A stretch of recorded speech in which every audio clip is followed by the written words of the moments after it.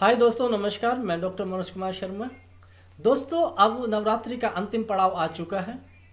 अंतिम पड़ाव मतलब अष्टमी। कुछ लोग अष्टमी को ही कन्याओं का पूजन करके उनका भोग लगा के अपना उद्यापन करते हैं, तो कुछ लोग नवमी को कन्याओं का पूजन करके उद्यापन करते हैं। दोस्तों, अष्टमी तिथि जो है वो माँ के मूल भाव को दर्शाती है। देवी पुराण में वर्णन आया है कि माँ के 9 रूप हैं और 10 विधाएं हैं। ये 9 के 9 रूप, 10 विधाएं आदि शक्ति के ही अंश हैं। और दोस्तों, ये भगवान शिव के साथ हमेशा विराजमान रहती हैं, इसलिए इनकी शक्ति अमोघ मानी गई है और इनका जो आशीर्वाद है भक्तों के लिए वो सद्य फलदायी माना गया है।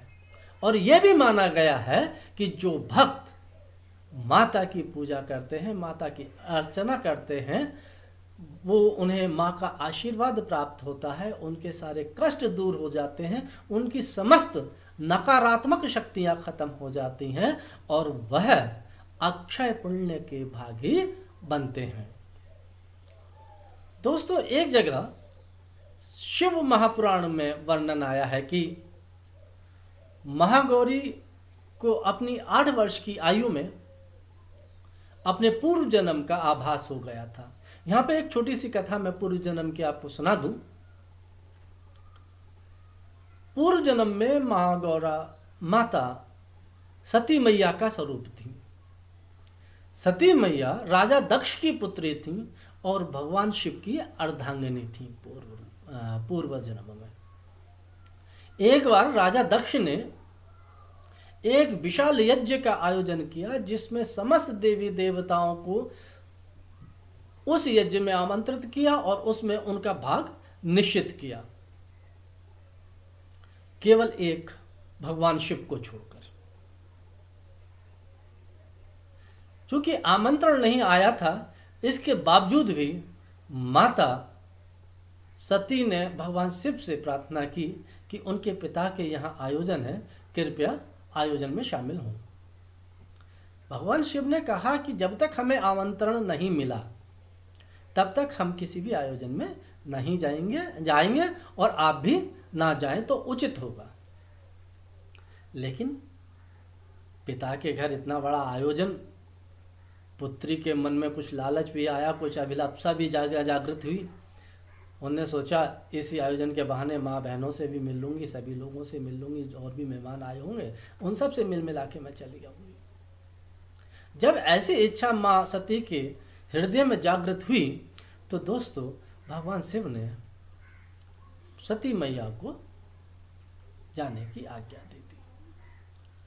जब सती मैया भगवान शिव से आज्ञा लेकर राजा दक्ष के यज्ञ में पहुंची, वहां पर उन्होंने भगवान शिव का अनादर देखा।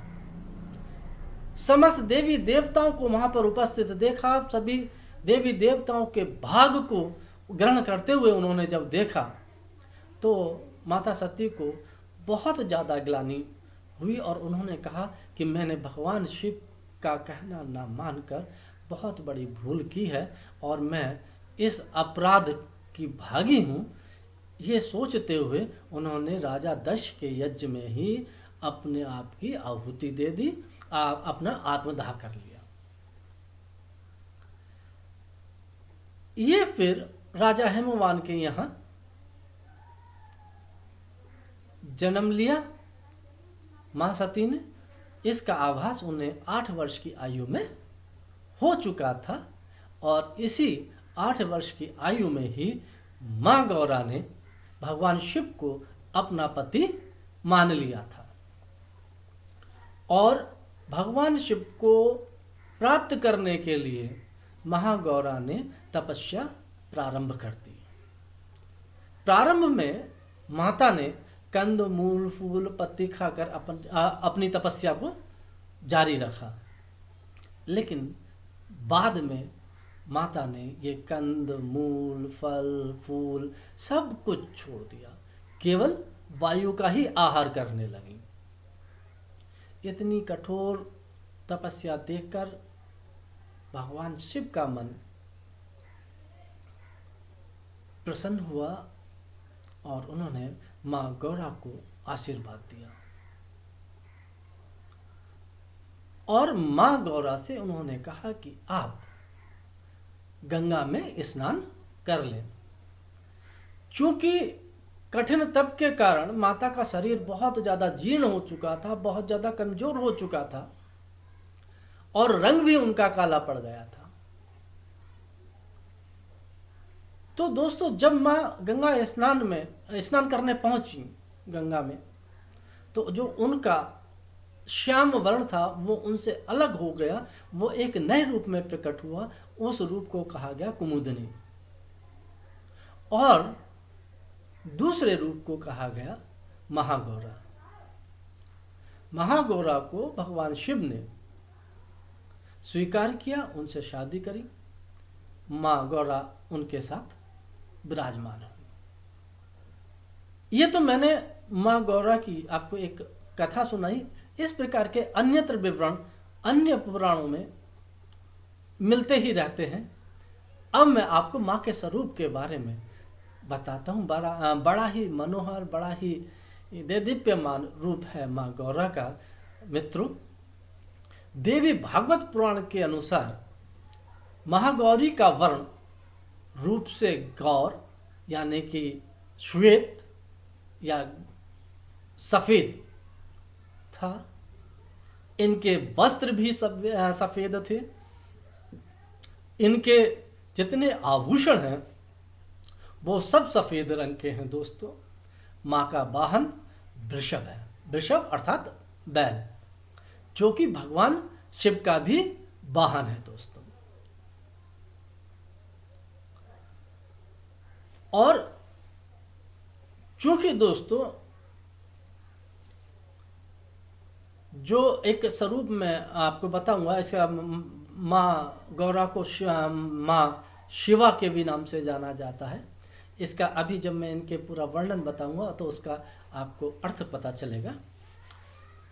माँ का जो स्वरूप का आगे का भाग है, माँ का एक दाहिने हाथ में जो है वो अभय मुद्रा में है और नीचे वाले हाथ में दुर्गा शक्ति का प्रतीक त्रिशूल है और माँ गौरा के एक हाथ में जो दूसरी तरफ है उसमें डमरू है दोस्तों, जो कि डमरू जो है भगवान शिव का प्रतीक है।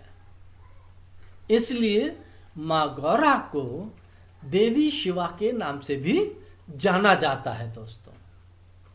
माँ एकदम शांत मुद्रा में दिखाई देती है और इसी रूप की ऋषिगण पूजा करते हैं, अर्चना करते हैं और उनसे आशीर्वाद लेते हैं। जिस मंत्र को ऋषि माँ को प्रसन्न करने के लिए उच्चारित करते हैं और जो मंत्र माँ को सबसे ज़्यादा प्रिय है वो है ओम सर्वमंगल मांगल्ये शिवे सर्वार्थ साधिके शरण्यं त्र्यंबके गौरी नारायणी नमोस्तुते।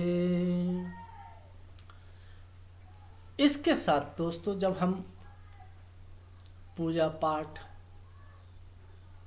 या माँ का ध्यान करते हैं तो इसमें ध्यान मंत्र माँ का थोड़ा अलग है। ये ध्यान मंत्र है श्वेते वृषा समारूढ़ा श्वेतांबराधरा शुचिः महागौरी शुभम दद्यान महादेव प्रमोददा या देवी सर्वभूतेषु माँ गौरी रूपेण संस्थिता नमस्तस्यै नमस्तस्यै नमस्तस्यै नमो नमः। ये ध्यान मंत्र पढ़ने के बाद में दोस्तों माँ की पूजा करनी चाहिए, माँ की आराधना करनी चाहिए। तदुपरांत आरती करने के बाद प्रसाद वितरण करना चाहिए, कन्याओं का पूजन करना चाहिए। दोस्तों, अष्टमी को जो है माँ को ओम देवी महागौर्याय नमः यह कहकर लाल चुनरी उड़ानी चाहिए इसके साथ में हाथ में सफ़ेद फूल रखना चाहिए, नारियल से भोग लगाना चाहिए। और सबसे विशेष बात यह है दोस्तों कि महागौरी को रात की रानी के फूल अत्यंत पसंद है। इसलिए जब भी आप पूजा करें और हो सके तो जितना संभव हो सके माँ गौरी को रात की रानी के फूल अवश्य चढ़ाएं। और इसी के साथ मैं अपनी वार्ता यहीं समाप्त करता हूँ। धन्यवाद, नमस्कार।